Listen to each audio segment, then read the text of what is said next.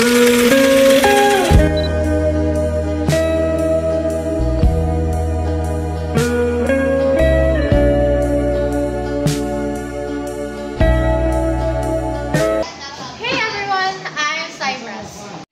I'm Macy, and today we are diving into the mind of a man who looked at humans and said, without rules, we'd totally destroy each other. Yup, he's the philosopher who basically said, humans? Yeah, and the friendliest creatures. Meet Thomas Hobbes, the guy who believed order beats chaos every time. So stick around because we're not just talking about old dusty books. We'll see how Hobbes' ideas still shape your life today, from your school rules to your country laws.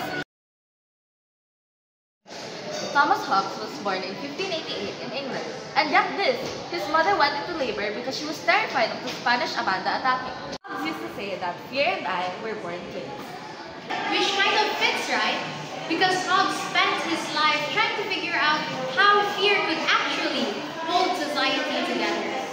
He studied at Oxford, became a tutor, traveled around Europe, and met some of the smartest minds of his time. But what really shaped him was the English Civil War, when chaos, fighting, and power struggles took over England.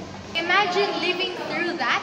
People fighting for control, no stable government, everyone scared. Hobbes saw all that and thought if people are naturally selfish and violent, we need something powerful to keep peace. So, in 1651, Hobbes wrote his masterpiece, Leviathan. It's not about a sea monster, but it does have one on the cover. The Leviathan represented the state, a huge, powerful creature made up of all of us.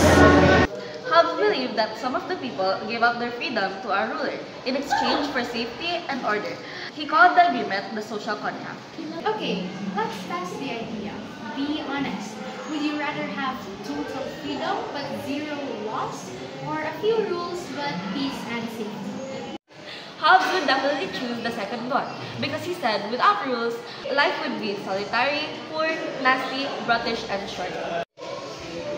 Now Hobbes' ideas spread far beyond his time. Let's break down his impact because this man influenced everything. In politics, he helped shape the idea that governments exist to protect people from chaos. Each modern systems, democracies, monarchs, republics, still rely on that same principle. In philosophy, Hobbes is like the father of political science. He asked, why do people obey laws? And what makes authority legitimate? Every political thinker after him, from Locke to Rousseau, builds on his ideas. In social terms, Hobbes gave us a realistic, maybe too realistic, view of human nature. He believed that cooperation isn't natural. It has to be created through rules and agreements. Culturally, his work reflected on the fears of the 1600s, wars, rebellions, and instability. But that message still hits home today. Whenever society feels chaotic, we look for strong systems to keep things stable. And even in economics, Hobbes' ideas of stability matters. Peace allows trade, innovation, and business to grow. No order, no progress, simple as that. So why should we care about some guy who lived 400 years ago? Because his ideas are still around us. Every time you hear about government lockdowns, surveillance, or debates about freedom versus safety, that's pure Hobbes. Think about it. Would you rather have total freedom or a few restrictions that keep things peaceful? Hobbes would probably say, choose peace or prepare for chaos.